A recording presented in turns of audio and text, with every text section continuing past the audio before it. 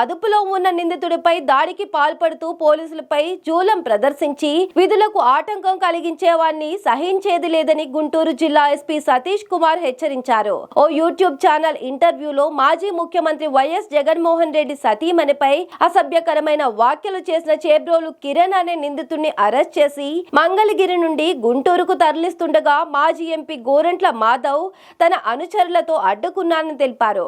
Police వాహనాన్ని follow అయి మార్గ మధ్యలో అడ్డగించి పోలీస్ వారిని నెట్టివేస్తూ వారి విధులకు ఆటంకం కలిగిస్తూ కస్టడీలో ఉన్న నిందితుడిపై గోరంట్ల మాధవ్ దాడికి పాల్పడ్డారని ఎస్పీ తెలిపారు.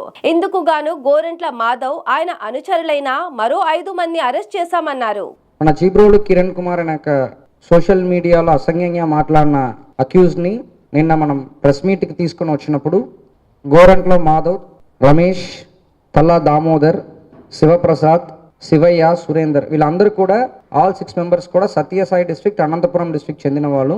వీళ్ళు చుట్టుగుంట జంక్షన్లో CI Mangalagiri rural, SI Mangalagiri rural అందరూ అక్యూస్ని చీబ్రోలు కిరణ్ కుమార్ని వెహికల్ తీసుకుని రాగా చుట్టుగుంట జంక్షన్లో సిగ్నల్ పడగా అక్కడ స్కూల్ బస్ అన్ని ముందుకు నిలబడగా వెహికల్ని ఆపడం జరిగింది. 2 వెహికల్ రావడం జరిగింది. అలాగా వచ్చినప్పుడు అక్కడ ఆ చీబ్రోలు కిరణ్ కుమార్ని కొట్టడానికి ప్రయత్నించడం, దాన్ని ఆపడానికి వచ్చిన పోలీస్తో పాటు కూడా గొడవ చేయడం, తర్వాత అక్కడ నుంచి వెంటపడి ఇక్కడ డిస్ట్రిక్ట్ పోలీస్ ఆఫీస్ వరకు రావడం అనేది జరిగింది. దాని మేరకు మన కేసు రిజిస్టర్ చేయడం జరిగింది. పబ్లిక్ సర్వెంట్స్ పని చేయడాన్ని ఆపడం, తర్వాత వాళ్ళకి పని చేస్తున్నప్పుడు ఇంజురీ చేయడం, తర్వాత అన్లాఫుల్ అసెంబ్లీ, తర్వాత అక్యూజ్డ్ కస్టడీలో ఉండగా దాన్ని అటాక్ చేయడానికి ప్రయత్నించడం, తర్వాత పబ్లిక్